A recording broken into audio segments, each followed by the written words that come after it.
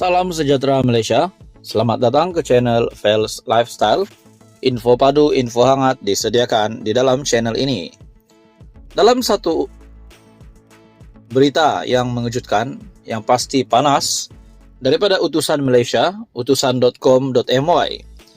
Tajuk berita, ahli perniagaan berdepan 20 tahun penjara, denda RM100 juta. Seorang ahli perniagaan berusia 56 tahun mengaku tidak bersalah di Mahkamah Session di sini hari ini atas pertuduhan menerima wang deposit, wang pelaburan berjumlah lebih setengah juta 3 tahun lalu. Tertuduh Noriani Abdullah membuat pengakuan itu dalam 2 prosiding berasingan di hadapan Hakim Muhammad Sabri Ismail dan Hakim Dharma Fikri Abu Adam. Artikel berita daripada Utusan Malaysia yang bertajuk Ahli Perniagaan berdepan 20 tahun penjara, denda RM100 juta. Berdasarkan kedua-dua kertas pertuduhan, tertuduh didakwa telah menerima deposit wang pelaburan berjumlah keseluruhan RM581.000 daripada seorang penama. Wang tersebut dimasukkan ke dalam akaun Maybank tertuduh untuk tujuan perniagaan pelaburan tanpa suatu lesen yang sah yang diberikan di bawah Seksyen 10 Akta Perkhidmatan Kewangan 2013. Perbuatan itu dilakukan antara 8 Januari 2020 sehingga 26 Oktober 2020 dan 16 Februari 2021 sehingga 24 September 2021 di Maybank, Cawangan, Jalan Hang Tua dalam daerah Melaka Tengah. Tertuduh boleh dihukum penjara maksimum 10 tahun atau denda tidak melebihi RM50 juta atau kedua-dua sekali bagi setiap pertuduhan mengikut Seksyen 137 dalam kurungan 1 Akta Perkhidmatan Kewangan 2013 yang boleh dihukum di bawah Seksyen 137 dalam kurungan 2 Akta sama. Pendakwaan dikendalikan Timbalan Pendakwa Raya Puteri Nur Nadia Muhammad Iqbal dan Alif Ashraf Anwar Shahrudin masing-masing menawarkan jaminan RM30.000 dan RM20.000 dengan seorang penjamin berserta syarat tambahan tertuduh perlu menyerahkan pasport kepada mahkamah. Peguam Andrew Lodes merayu jaminan rendah diberikan dengan alasan anak guamnya perlu menyara 6 anak selain tidak bekerja dan mempunyai masalah kesihatan termasuk diabetes, hipertensi, serta penglihatan kurang jelas. Mahkamah kemudian membenarkan ikat jamin RM45.000 dan memerintahkan pasport tertuduh diserahkan seperti dicadangkan pendakwaan. Sumber berita daripada Utusan Malaysia, ahli perniagaan berdepan 20 tahun penjara, denda RM100 juta.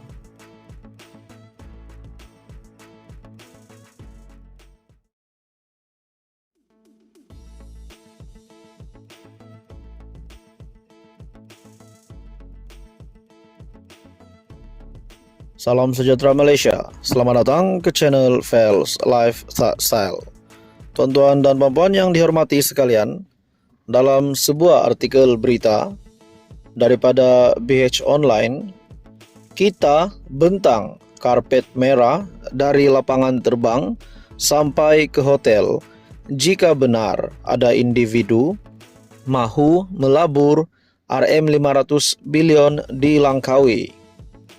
Dalam satu topik berita yang panas ini, Tengku Zafrul sebagai Menteri Perdagangan Antarabangsa dan Industri berkata jika dakwaan bekas ahli Parlimen Langkawi itu benar, ia bakal mencipta sejarah dan rekod baharu buat Malaysia.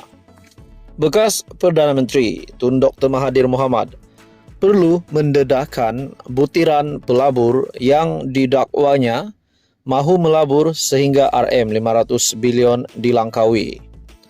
Anda tahu tak, dalam sejarah pelaburan, jumlah pelaburan diluluskan tertinggi ialah Rm309 bilion setahun.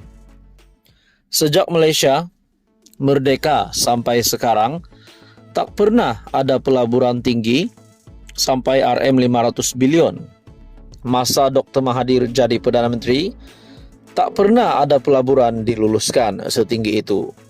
Kena ingat juga, Rm309 bilion ini adalah jumlah keseluruhan pelaburan yang dihimpunkan dari pelbagai sumber, bukan dari satu pelabur saja, dan pelaburan ini adalah untuk seluruh Malaysia dan bukan hanya di satu lokasi.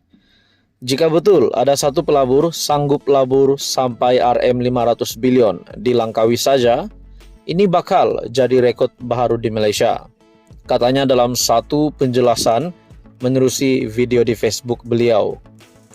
Sebagai menteri yang menjaga pelaburan, Tengku Zafrul berkata, andai benar dakwaan pelabur ini wujud, kerajaan akan mempermudahkan kemasukan pelaburan ini.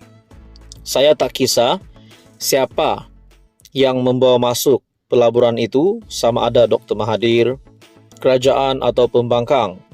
Sebab kalau ada pelaburan masuk, yang terima manfaat adalah rakyat. Jadi, saya nak minta jasa baik Dr. Mahathir kongsi butiran pelabur ini.